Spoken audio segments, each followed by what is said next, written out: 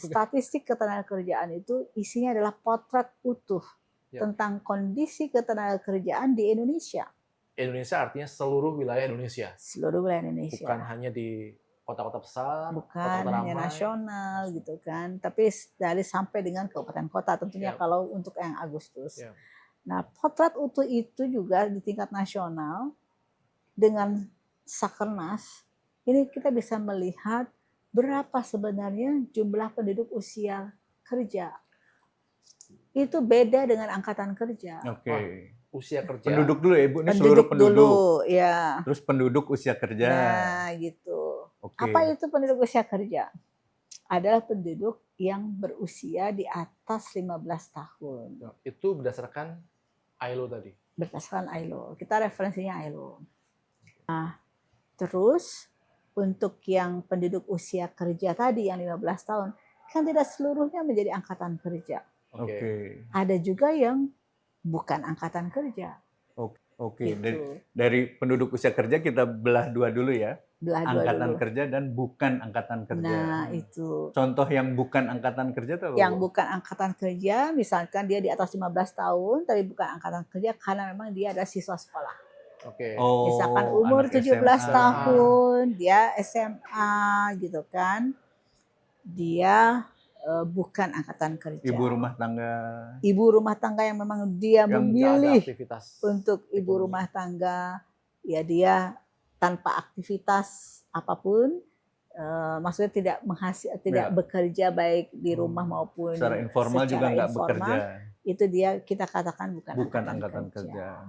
Oke. Gitu. Terus berarti kita fokus ke angkatan kerja. Ya. Dari angkatan kerja. Nah, 63,74 juta orang itu masuk kepada bukan angkatan kerja. 63,74 juta orang. Nah, yang masuk kepada angkatan kerja adalah 153 juta orang. Yang angkatan kerja ini itu kita bagi dua lagi. Yang bekerja dan yang tidak bekerja atau menganggur. Nah, itu kita sebut dengan pengangguran. Nah, jadi sekarang ini berdasarkan Sakernas bulan Februari 2025 yang menganggur itu ada sekitar 7,28 juta orang. 7,28 juta orang. Apa itu tingkat pengangguran? Tingkat pengangguran itu adalah jumlah orang menganggur dibagi dengan angkatan kerja. Bukan usia kerja ya? Bukan. Itu juga sekali lagi rujukannya ILO juga ILO. Jadi 7,28 juta dibagi 153 juta orang sebagai angkatan kerja itu 4,76%. Itu yang kita sebut dengan tingkat pengangguran terbuka. Oke. Jadi cara melihatnya mesti utuh ya, karena kalau kita mengadu angka pengangguran dengan jumlah penduduk nggak ketemu gitu ya, tidak akan menggambarkan kondisi yang nyata karena ada data itu perlu diklasifikasi lagi. Nah, kemudian pertanyaan juga yang harus kita lihat adalah jumlah orang bekerjanya naik nggak? Saya itu pertanyaannya. Kan kalau kita lihat di bulan Februari jumlah orang yang menganggur naik. Sebesar 83.450 orang yang naik jumlah penganggurannya.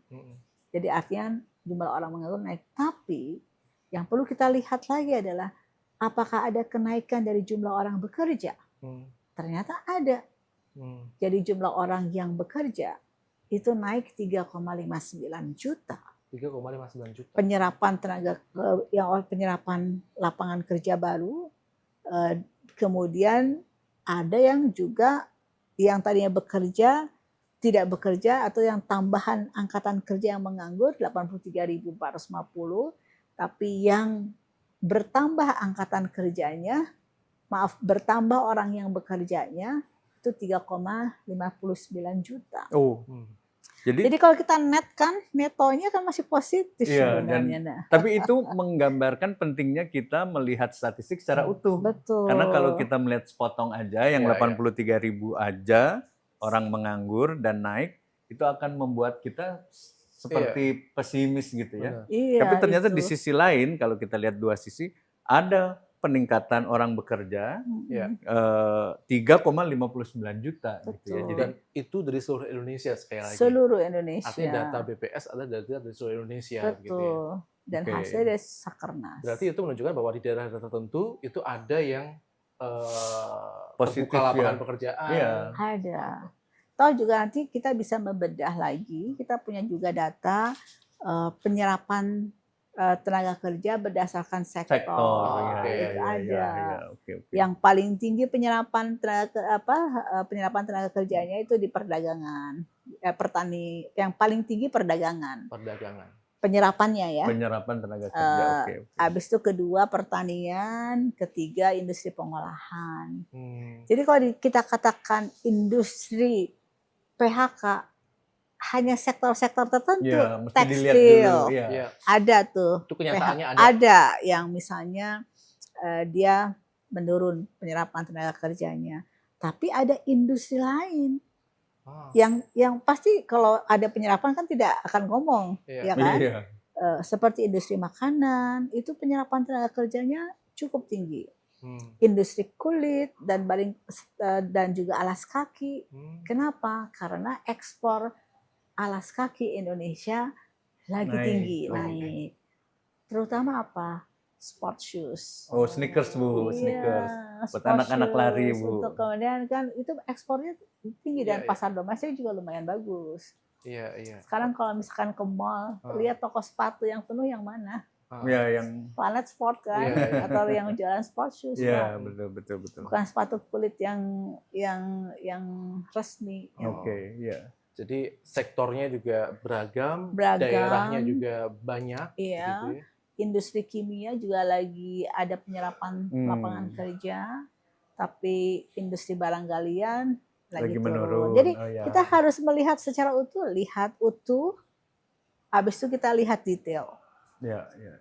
Jangan berhenti dari angka agregat aja supaya kita bisa melihat dinamika dari statistik ketenaga kerjaan di Indonesia. Belum lagi kalau kita lihat wilayah, karena dinamikanya pasti berbeda-beda.